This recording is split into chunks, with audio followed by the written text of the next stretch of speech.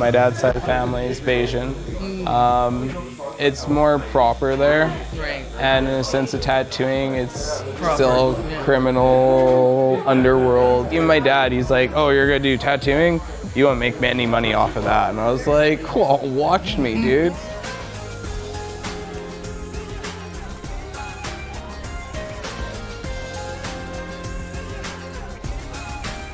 Kensington to connect with an easygoing tattoo artist who is inspired by the journey of life. All right, Mario, thank you for letting us come in here today and watch you work. It's not often that we get to see real-time art happening. Well, I never thought that I really wanted to ever tattoo. I was at a shop and I was with my kid's mom, and one of the artists was like, yo man, you should tattoo. Pretty boy like you? Hell yeah. And then, I don't know, I started dabbling a little bit and I found it very interesting. And then I got an apprenticeship with Mike. My dad's side of the family is Bajan. It's more proper there. Right. And in a sense of tattooing, it's still criminal underworld. Even my dad, he's like, oh, you're gonna do tattooing? You won't make any money off of that. And I was like, cool, watch me, dude. Because it's not for everyone, right? No, but it's coming more and more common now. Everyone's starting to get tattooed. It seems like even grandmas. And you feel like you're being impactful in someone else's life. That's Oh amazing. yeah, everyone I tattoo, you know, I impact them. And I'm literally like scarring their body in a sense and injecting this ink, and like, you know, this is something that's permanent. Do you want to just put anything on anybody? I would assume that you have your own style. Okay. And so, like, how do you connect with someone when you're deciding? Definitely in your artistry that you do develop styles that you're more comfortable with, which you're more strong about. And most of the time now, people just come to me and they look at my page and they go, yo, I like trash polka, I like the sacred geometry, I like the black illustrative or the realism and stuff. So they see that there and it's constantly going. And same thing with your reels game and your story.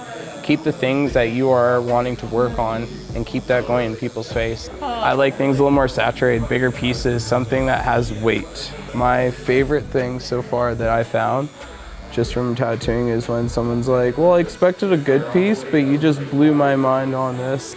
I think we should all reach those levels in anything that we're passionate about. How do you feel about the way that people interact with your art? My clients know what I like, and even then, if I want to do something else or look for that newer piece, then I would push that out there with my designs. Like, I like doing the full days with one person. When we got time to create or add, you know, it's not that this is final. I get a high off of it, like pulling some clean lines with the geometry and stuff. Yeah, the depth I'm going with my detail, they're just saying it's really good and keep going. Like, lots of good positive feedback from my homies. So setting a tone, I first started painting with black canvases. I'm not really big in like color. Like, I do like using some red elements with that trash polka style, just from the high-low contrast between the black ink and the red ink. But I like more darker pieces. I find lots of times we can see the light through the dark. How do you feel about another artist working on you? Makes me really happy being more covered. I'm definitely addicted to it. I want a full body coverage, full face, everything.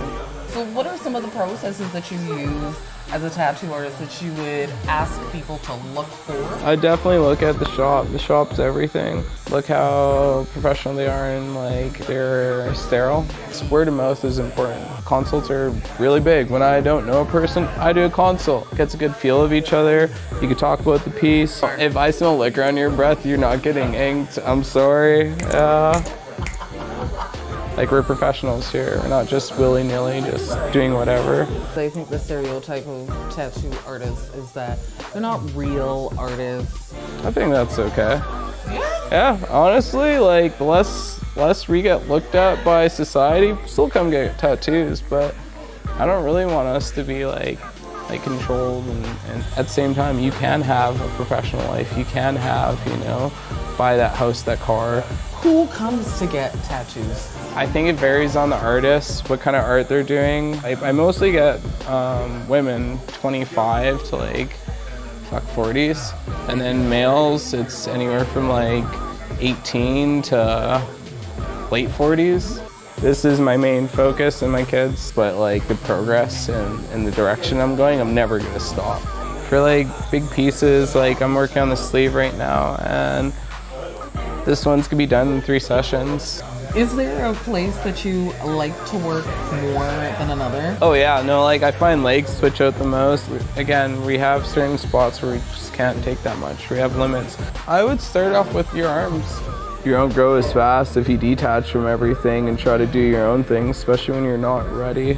You should get a mentor. I think that would be the biggest thing that could grow, and especially like a healthy shop where like you get whole different other aspects. I know that you have done a fundraiser for Walls Down Collective. Yeah, if people want to come down every last Saturday of every month and come get tattooed, we'll go straight to the collective. I think we should be doing more. I don't know, I want to do some more like outreach with our programs with like troubled youth, but that will take time. I just want everyone, if you love something and you want to do it, go do it.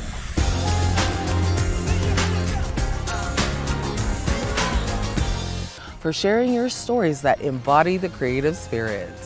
I'm gonna head inside to get out of the rain.